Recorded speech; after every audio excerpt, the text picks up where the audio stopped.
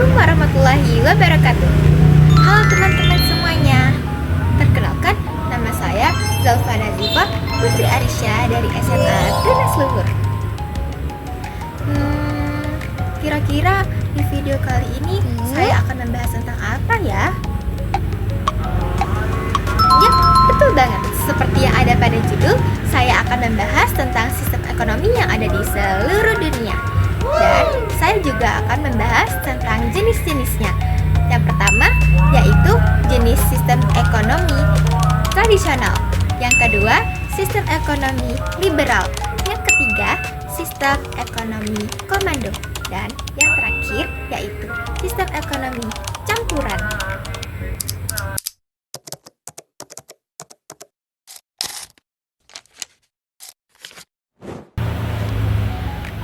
Tentunya kalian bingung kan apa sih sistem ekonomi itu? Di video kali ini saya akan menjelaskan mengenai sistem ekonomi.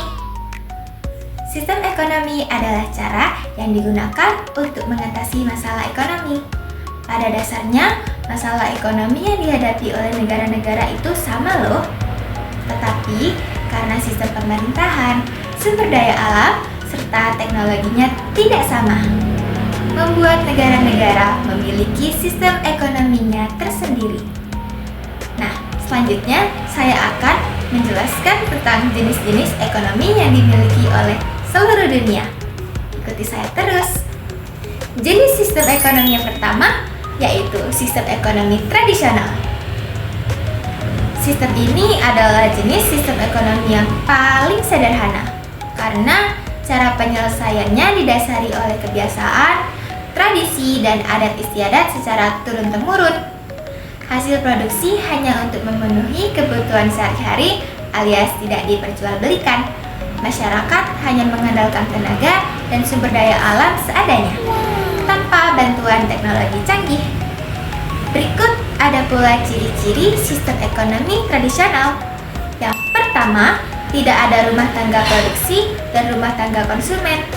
Dan yang kedua, pemenuhan kebutuhan masyarakat dilakukan dengan barter. Dan yang terakhir, yang ketiga, belum adanya teknologi untuk menghasilkan suatu barang.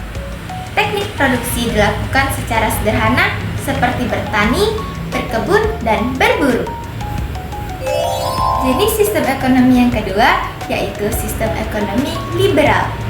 Sistem ekonomi liberal atau pasar merupakan sistem ekonomi yang memberikan kebebasan kepada masyarakat untuk menjalankan kegiatan produksi, distribusi, dan konsumsi. Berbeda dengan sistem ekonomi tradisional yang hanya memenuhi kebutuhan sehari-hari, tujuan sistem ekonomi liberal adalah mencari keuntungan sebanyak-banyaknya. Peran pemerintah cuma sebagai pengawas, bahkan hampir gak ada. Sistem ekonomi pasar sejalan dengan teori Adam Smith yang berbunyi laissez-faire, laissez-passer, yang artinya kegiatan ekonomi harus diserahkan kepada masyarakat. Sistem ekonomi ini banyak dianut oleh negara di benua Amerika dan Eropa, seperti Amerika Serikat, Inggris, atau Jerman. Berikut ada pula ciri-ciri sistem ekonomi liberal, yaitu yang pertama, masyarakat terbagi menjadi dua golongan, yaitu golongan pemberi kerja yang bebas menentukan bidang usaha mereka, dan golongan penerima kerja yang bebas memilih pekerjaan yang mereka inginkan. Kemudian, yang kedua yaitu masyarakat diberi kebebasan untuk membeli alat produksi menggunakan uang pribadi. Kemudian, yang ketiga, timbul persaingan antar masyarakat. Kemudian yang keempat, peran pemerintah sangat minim. Kemudian yang terakhir, yang kelima, yaitu kegiatan ekonomi selalu mempertimbangkan kondisi pasar. Selanjutnya, jenis sistem ekonomi yang ketiga, yaitu sistem ekonomi komando. Nah, kalau sistem ekonomi komando ini merupakan kebalikan dari sistem ekonomi liberal. Pemerintah menguasai sumber daya alam dan modal untuk menggerakkan roda perekonomian di suatu negara. Merekalah yang menentukan barang apa yang bakal diproduksi, cara pendistribusian, harga jual, bahkan pekerjaan. Tujuan sistem ekonomi ini adalah memenuhi kebutuhan bersama, Sistem ekonomi komando disebut juga sebagai sistem ekonomi terpusat, terpimpin, atau sosialis. Contoh negara yang menerapkan sistem ekonomi komando adalah Korea Utara. Berikut ada pula ciri-ciri sistem ekonomi komando, yaitu yang pertama, sumber daya dikuasai oleh pemerintah sehingga masyarakat tidak boleh mengambil secara bebas. Kemudian yang kedua, seluruh kegiatan ekonomi diatur oleh pemerintah.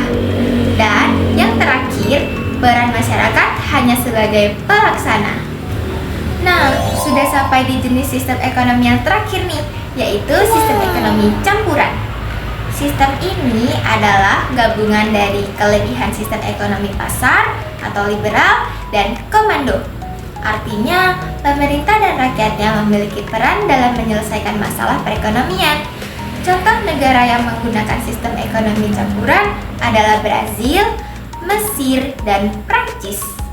Ada pula ciri-ciri sistem ekonomi campuran, yaitu yang pertama, pemerintah, pihak swasta, atau masyarakat bekerja sama dalam mengatasi masalah perekonomian.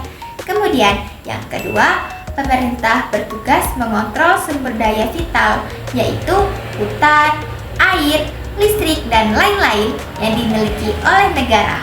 Kemudian yang ketiga, masyarakat diberi kebebasan untuk menentukan barang apa yang akan diproduksi, metode pembuatannya, serta harganya dengan pengawasan dari pemerintah. Kemudian yang terakhir, yang keempat, yaitu jika harga barang di pasaran melonjak tinggi dan mengalami kelangkaan, pemerintah berhak menetapkan batasan harga jual. Waduh, udah selesai aja nih penjelasannya. Mohon maaf ya guys kalau ada salah kata maupun kekurangan dari penjelasan saya barusan. Oke deh, kalau begitu saya akhiri video tugas saya kali ini. Sampai jumpa di video tugas berikutnya. Wassalamualaikum warahmatullahi wabarakatuh.